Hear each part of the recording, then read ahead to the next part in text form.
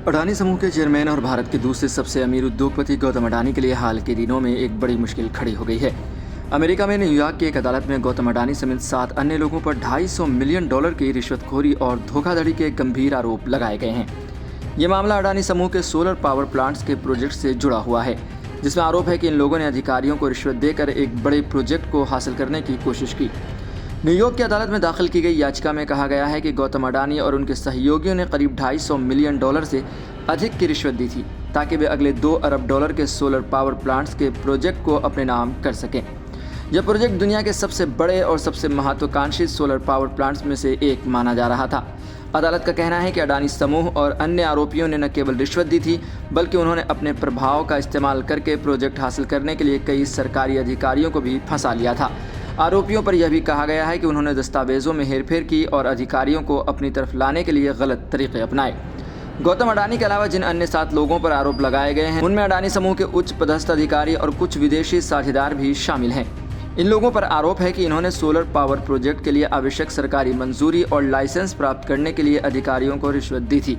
अदालत में दाखिल की गई याचिका में यह भी कहा गया कि इन लोगों ने बड़ी रकम की घूस देकर सरकारी प्रक्रिया को प्रभावित किया और अपनी कंपनी के फायदे के लिए गलत तरीके से काम किया। अमेरिका में गौतम अडानी और उनके सहयोगियों के खिलाफ securities and exchange commission (SEC) द्वारा दायर अभियोग ने अडानी समूह के भ्रष्टाचार की जांच के लिए एक संयुक्त संसदीय समिति JPC बनाने की कांग्रेस की मांग को मजबूत कर दिया।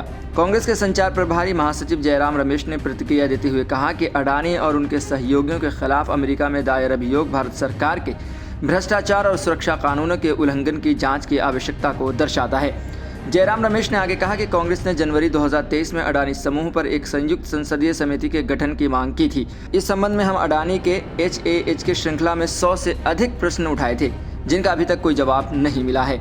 इन सवालों में अडानी समूह के विभिन्न घोटालों और प्रधानमंत्री नरेंद्र मोदी और उनके पसंदीदा व्यवसायी के बीच घनिष्ठ संबंधों के तथ्य पर प्रकाश डाला गया। अडानी समूह ने इन आरोपों का खंडन किया है और इसे पूरी तरह से निराधार बताया है।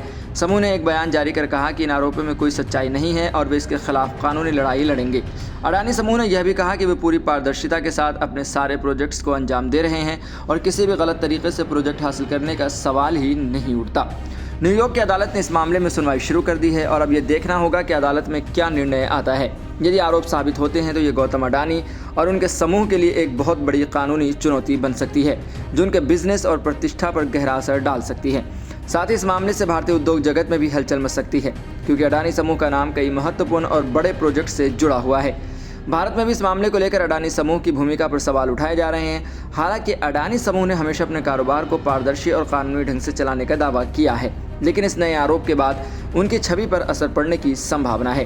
वहीं गौतम अडानी और अडानी समूह के लिए मुश्किल समय साबित हो सकता है, लेकिन यह भी सत्य है कि अडानी समूह की ताकत और प्रभाव के चलते इस मामले में कई मोड़ आ सकते हैं। अदालत का फैसला इस पूरे मामले की दिशा तय करेगा और उसके परिणामों का असर भारतीय और अंतर्राष्ट्रीय व्यापार जगत पर भी पड़ेगा। इस समय सबकी नज़रें न्यूयॉर्क की अदालत और अडानी समूह पर हैं।